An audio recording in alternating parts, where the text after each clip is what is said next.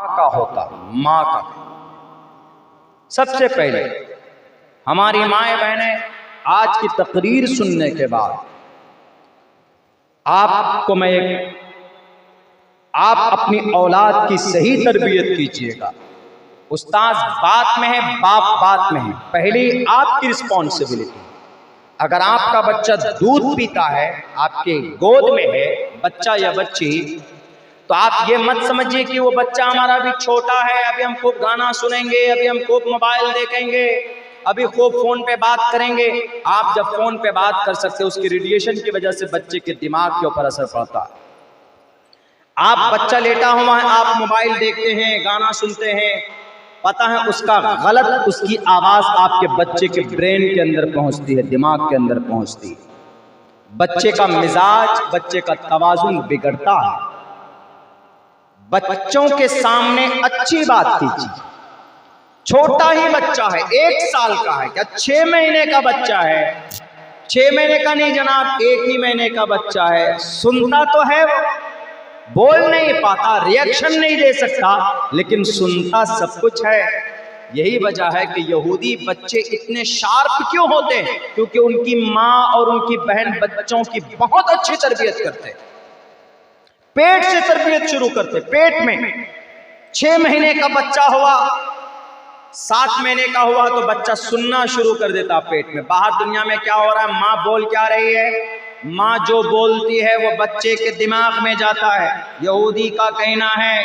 इसलिए यहूदी औरत जब उनके पेट में बच्चा हो तो वो गाली नहीं बकती हैं, झगड़े नहीं करती हैं, फिल्में नहीं देखती हैं, सीरियल नहीं देखती हैं, बल्कि वो अपने ग्रंथ को पढ़ती हैं।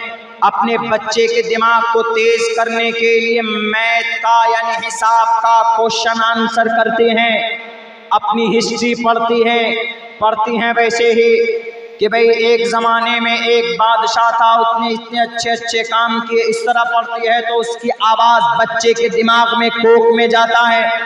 ये तहकीक है, यहूदी इतने मजबूत इसीलिए नहीं बने हैं।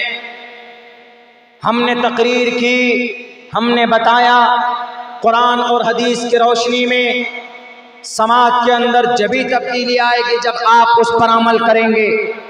आपका बच्चा है 2 साल का है, 3 साल का है, मानिए बच्चा खाने के लिए आया, बाएं हाथ से खाया तो आप कुछ नहीं बोले, ओ लाड प्यार में मेरा बेटा है खाओ, कोई बात नहीं, बाएं हाथ से खाओ, नहीं, वहां टोकिए, वहां कहिए कि बेटा बाएं हाथ से नहीं खाते, दाएं हाथ से खाते हैं, दाएं हाथ से काम करना चाहिए, दाएं हाथ से अच्छा काम करना चाहिए, दाएं हाथ से खाना सुन्नत है, दाएं हाथ ज़्यादा फजीलत है इस हाथ की, बाएं हाथ के बिलमुकाबिल अगर आप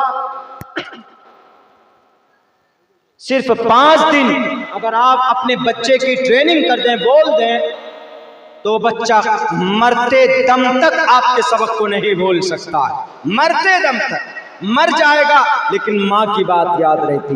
हमें याद है हमारी माँ अलिफ बा ता सा अलिफ पेश को बे पेश बो जो पढ़ाई थी मजहूल, अभी तक याद है। हमारी माँ जो डराती थी पढ़ने, मगरिब के बाद हम पढ़ने नहीं बैठते थे तो डराती थी, वो अल्फाज याद है आज तक। उस वक्त लगता था ऐसा कि नहीं भाई आज तो पता नहीं क्या होने वाला है, अपनी तो बहुत बड़ी हिटलर बन गई है, न खाना है न कुछ है, हमेशा पढ़ते रहो, मैं छोटा बच्चा कितना पढ़ूंगा, हम बोझ समझते थे। लेकिन नहीं, माँ समझती थी कि मेरे लिए फ़ायदे की चीज़ है। आज जो हम हाफिज हैं, आज जो हम कुरान और हदीस का ज्ञान हमारे अंदर अगर है तो ये सिर्फ हमारी अम्मी की मेहनत का नतीजा है। इसीलिए आपका सबसे बड़ा और सबसे बड़ी जिम्मेदारी यह है, मातृमान आप घर के अंदर दीनी माहौल पैदा कीजिए। यहां तक कि अगर आपका शौहर नमाज नहीं पढ़ता है तो आप नाराजगी का इजहार कीजिए।